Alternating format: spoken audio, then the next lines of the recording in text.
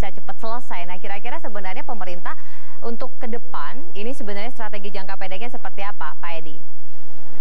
Kalau strategi pemerintah sih seperti yang berkali-kali disampaikan oleh Bapak Presiden ya.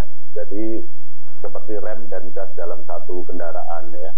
Jadi ya remnya ya kasus COVID, penanggulangan COVID ya. Kalau gasnya kan perekonomian. Jadi sebenarnya memang pemerintah tidak benar kalau dibilang ngegas terus ya enggak juga gitu ya. Karena kalau situasi agak sedikit memburuk seperti sekarang, toh pemerintah nggak rem juga gitu ya. Jadi nggak benar lah kalau ngegas terus. Tapi memang kita kalau memang ada kesempatan untuk meningkatkan kegiatan ekonomi ya kesempatan itu dipakai. Tapi kalau memang tidak bisa karena ada risiko untuk penyebaran COVID yang lebih buruk lagi ya enggak gitu. Nyatanya kan memangkas liburan dan cuti panjang akhir tahun kan dilakukan oleh pemerintah salah satunya sebagai respon terhadap peningkatan kasus positif dan aktif case gitu kan. Nah itu bukti bahwa pemerintah melakukan evaluasi termasuk kebijakan-kebijakan jangka pendek dan mengoreksi jika memang dianggap kurang tepat. Jadi kalau dibilang pemerintah ngegas terus ya enggak gitu ya. Nah kemudian juga kalau secara umum ya memang kebijakan pemerintah ya tetap constraint-nya adalah memang penanggulangan COVID dan itu yang utama karena perekonomian tidak akan bisa pulih seperti sedia kala kalau COVID nggak bisa dikendalikan. Tetapi kalau kita berharap bahwa situasinya seperti sebelum COVID, saya kira ya tidak realistis ya. Yang kita lakukan sekarang itu adalah bagaimana supaya dampak negatifnya tidak terlalu besar. Bahwa kita terkena dampak, iya, tapi supaya tidak terlalu besar gitu ya. Saya kira itu Mbak. Makin banyak itu Pak tadi yang kemudian mengeluhkan banyak saudaranya yang kemudian di PHK, daya beli semakin turun. Nah ini juga jadi masukan juga ke pemerintah, hasil evaluasinya sampai sejauh ini seperti apa Pak? Hasil evaluasi ya sekarang kita relatif ya kalau dibandingkan kondisi sebelum COVID ya kita jelas memburuk ya jelas itu kan terlihat dari pertumbuhan ekonomi dan sebagainya. Tapi kalau kita bandingkan dengan negara-negara lain kalau saya bilang sih kita lumayan. Ya Bu Asi tentu juga banyak menerima keluhan ya seperti yang tadi disampaikan. Nah ketika kemudian melakukan RDP dengan pemerintah, nah catatan-catatan apa sih sebenarnya yang kemudian disampaikan dan diharapkan ini bisa segera direalisasikan? Kita selalu mendorong ya agar karena kita mitranya di Komisi 9 kan ada dua kementerian yang sangat terkait dengan pandemi ini, satu Kementerian Kesehatan dan Kemnaker ya Mbak Brigita.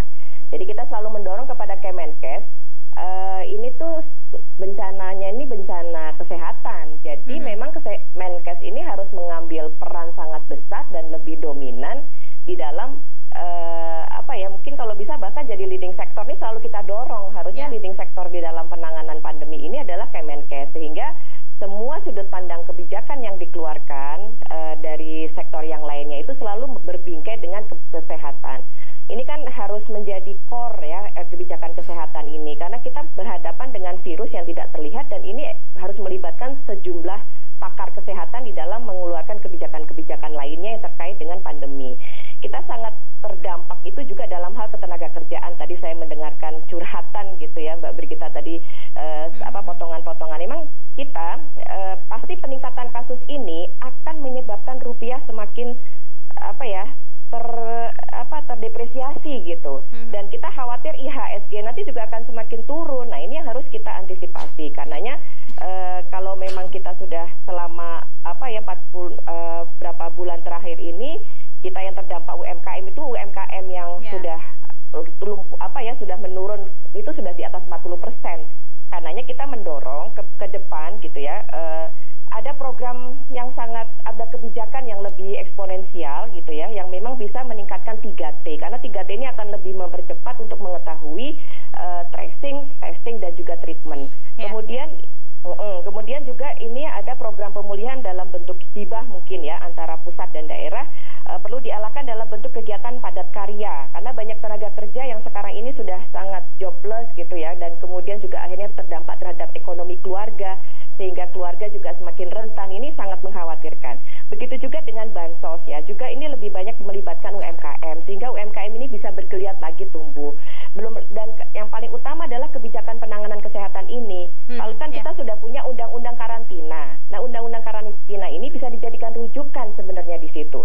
Kita bisa melihat proporsional anggaran saja 150 triliun dianggarkan itu adalah untuk pemulihan dan restrukturisasi kredit UMKM. Tetapi bagaimana dampaknya terhadap pertumbuhan ekonomi juga masih belum.